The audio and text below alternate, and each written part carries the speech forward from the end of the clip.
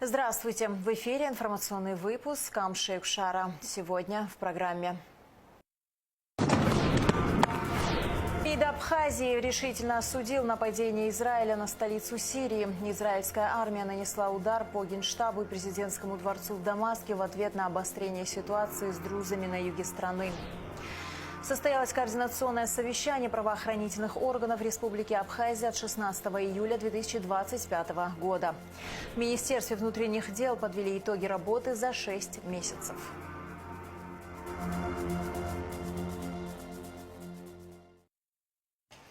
МИД Абхазии решительно осудил нападение Израиля на Сирию. В момент израильского удара по зданию Генштаба в Дамаске попал в эфир местного телевидения. Журналистка Сирия ТВ была вынуждена убежать из студии.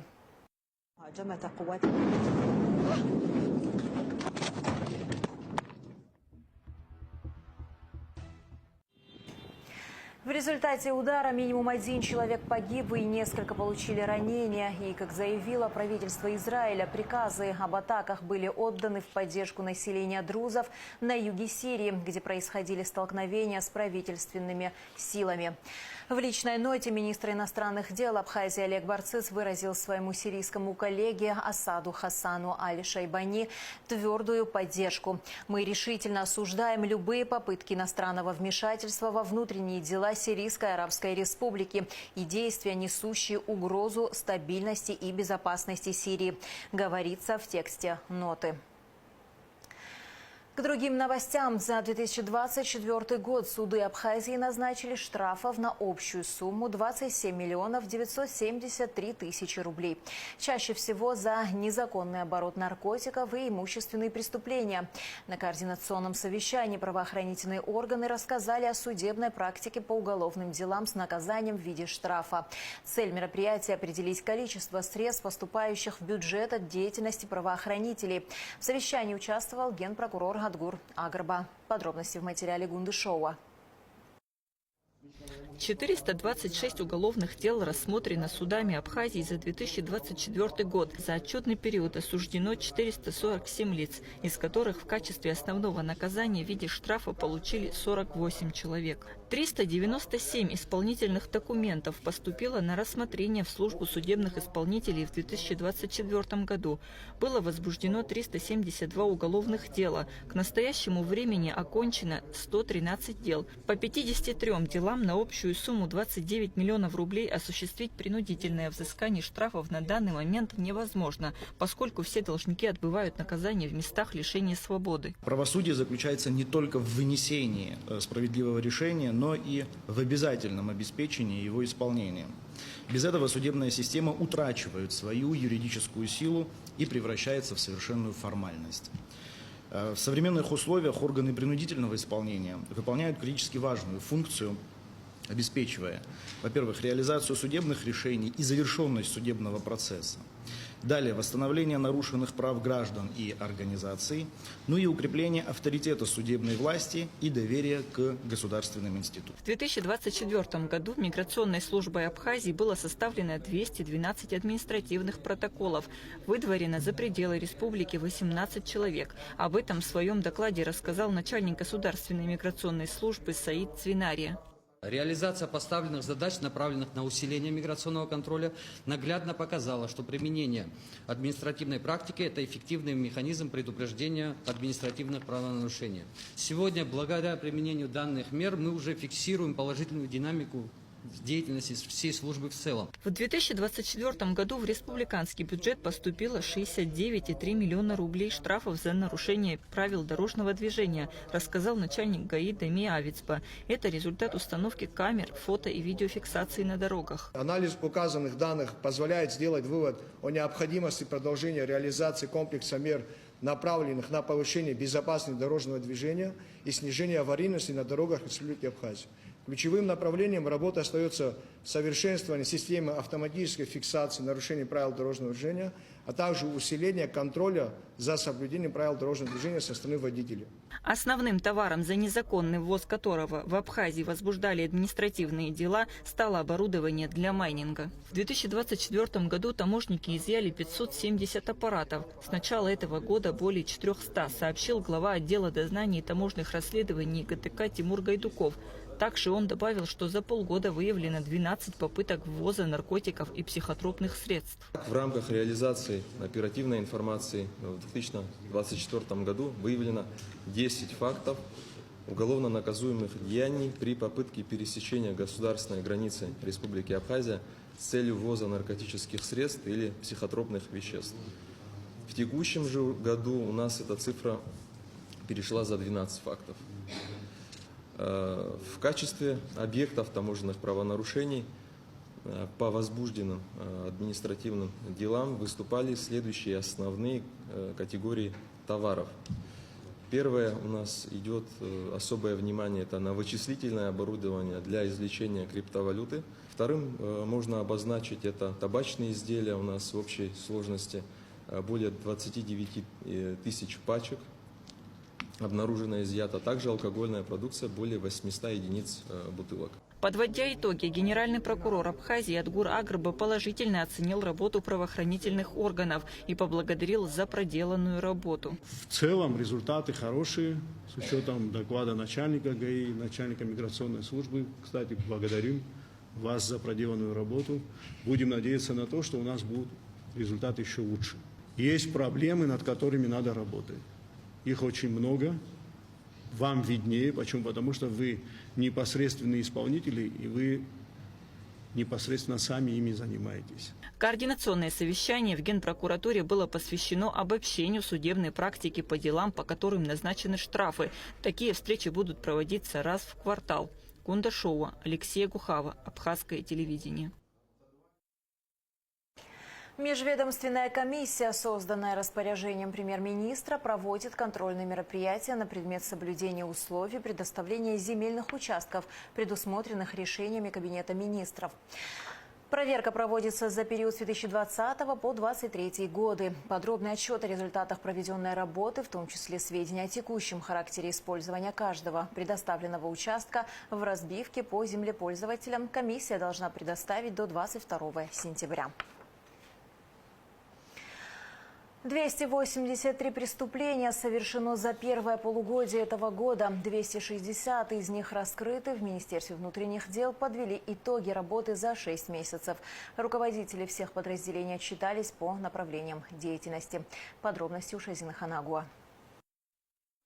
За первое полугодие этого года по сравнению с аналогичным периодом 2024-го количество преступлений практически не изменилось. Совершено 283 преступления против 284 в прошлом году.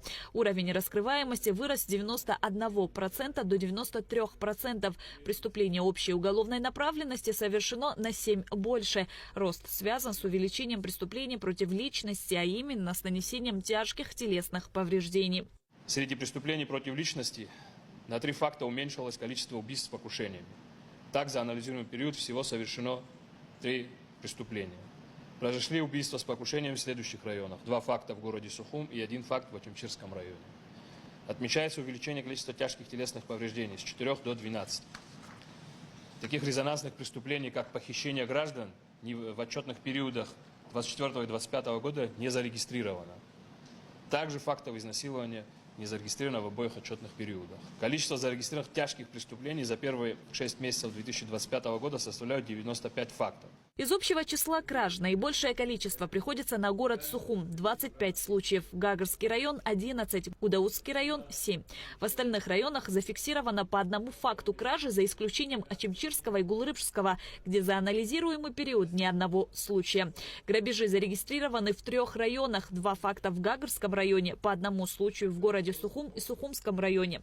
Количество разбойных нападений за первое полугодие сократилось на 2 случая по сравнению с показателями прошлого года.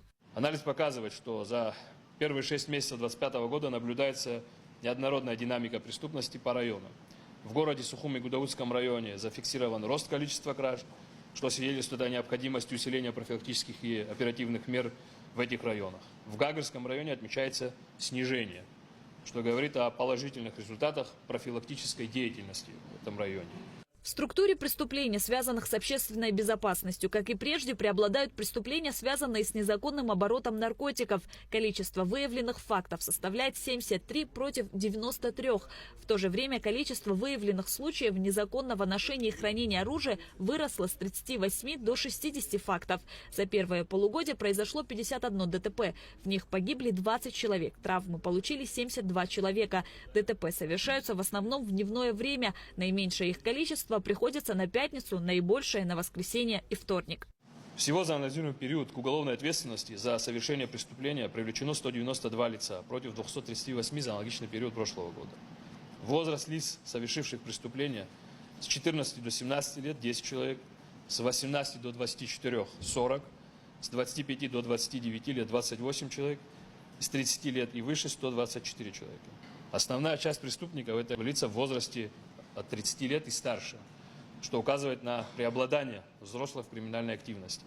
Должны все усилия предпринять для того, чтобы не допустить какого-то ухудшения, особенно в летний курортный период, как мы и говорили. Да, есть небольшое увеличение по кражам, но в этом направлении на сегодняшний день в Гагарском районе и в Удаутском районе у нас активно работает центральный аппарат уголовного розыска, что, в принципе, позволяет даже нам изменить ситуацию.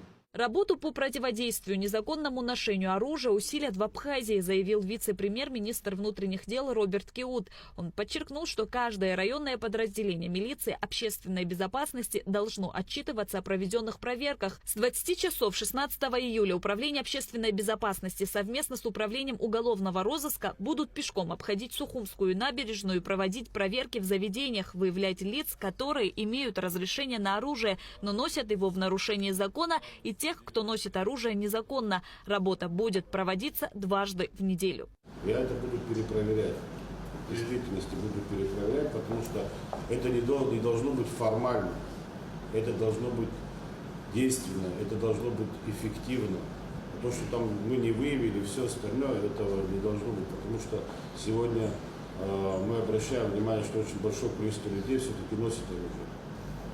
Даже имея на то соответствующее разрешение, есть определенные требования к ношению оружия. Их нужно соблюдать. В случае несоблюдения требований мы же имеем определенные меры лишения его данного оружия, соответственно, является лишение его разрешения на ношение этого оружия.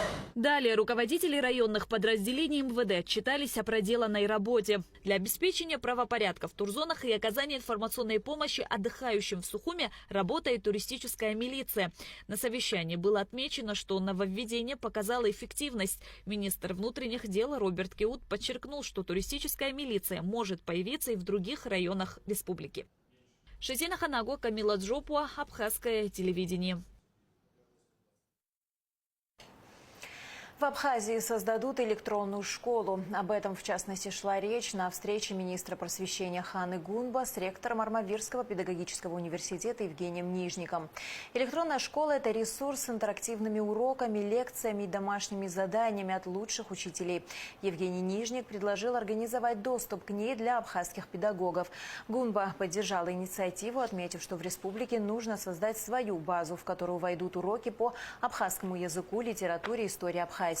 На встрече также обсудили увеличение числа классов, робототехники в школах и участие директоров школ и завучей в образовательных программах центра «Машук».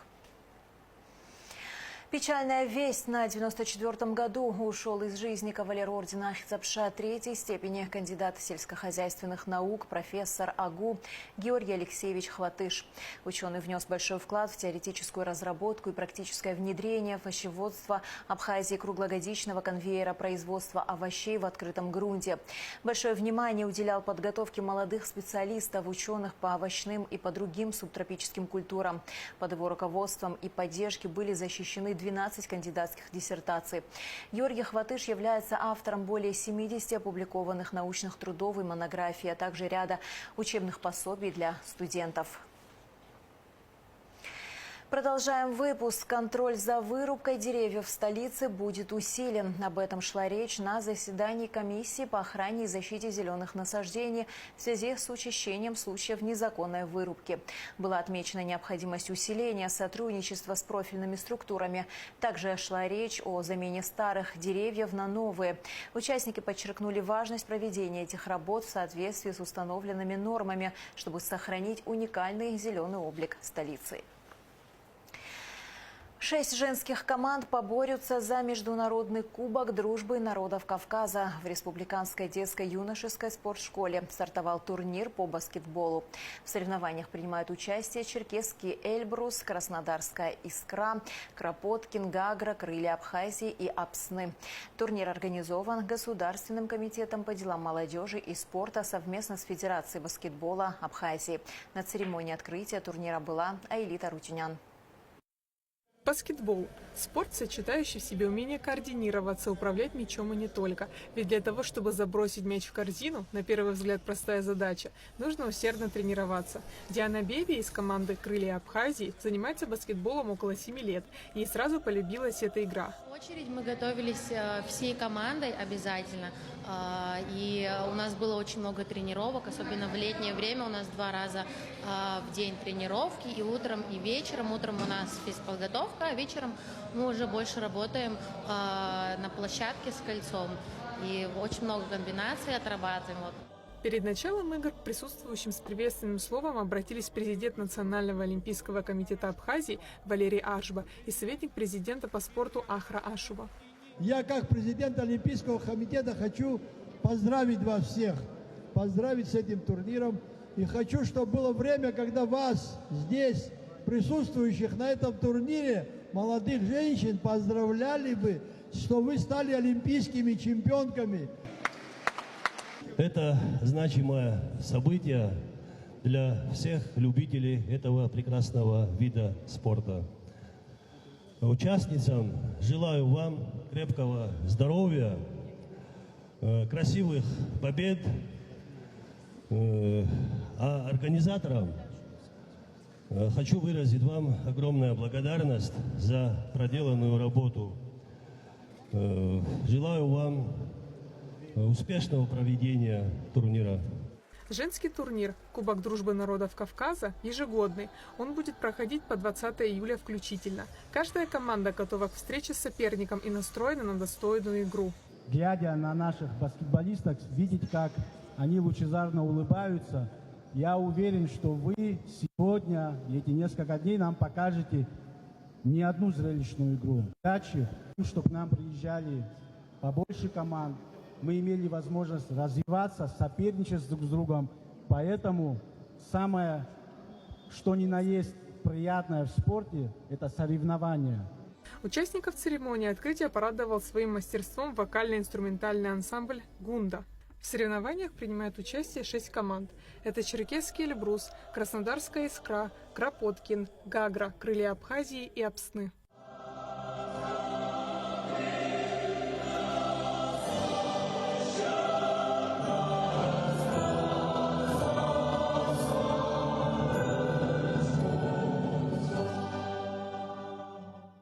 Первая игра прошла между командами Апсны и Гагра. Проведение спортивных мероприятий такого рода весьма важно. Это позволяет развивать спортивные навыки участников, считает комиссар турнира Вячеслав Дубкович. Здесь сильная абхазская женская школа по баскетболу. И девушкам нужно развиваться. Когда ребенок очень активный, подвижный, ему нужно куда-то деть себя. И, конечно, раз он активный, подвижный, это и есть занятие физической культуры и спорта. И неважно, какой вид спорта выберет ребенок, это будет плавание, баскетбол, бокс, самбо, футбол, независимо. Но ребенку нужно развиваться. Ребенку нужно не только духовно развиваться, но обязательно еще физически. А командные виды спорта, они коллективные, это дружба, сплочение. Баскетбол, как и спорт в целом, имеет хороший уровень развития в нашей республике. Спортсмены Абхазии стремятся развивать свои спортивные умения, достигать новых высот и воспитывать в себе дух соперничества. Дух соперничества всегда сопровождает спортивные мероприятия. И этот турнир не исключение. Каждая участница сделала все возможное, чтобы с достоинством представить свою команду и одержать победу. Айлита Арутюняна, Ахрамичба, Абхазское телевидение. В республике из-за осадков немного спала жара, а в некоторых районах дождь сопровождался шквалистым ветром. К счастью, обошлось без серьезных последствий, чего не скажешь о соседних регионах. Так, в Кабардино-Балкарии сильный дождь с ветром привел к локальным отключениям электроэнергии. На видео из Нальчика ушедшие под воду машины, а некоторые водители пытаются спасти свои авто, рискуя собственной жизнью.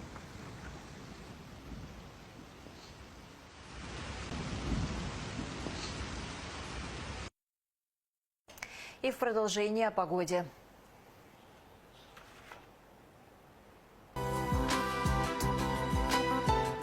В четверг, 17 июля, в Абхазии ожидается облачная с прояснениями погода. Временами дождь, гроза. Ближе к вечеру погода проясняется. Температура воздуха ночью 17-22, днем 24-29. Температура морской воды 26 градусов.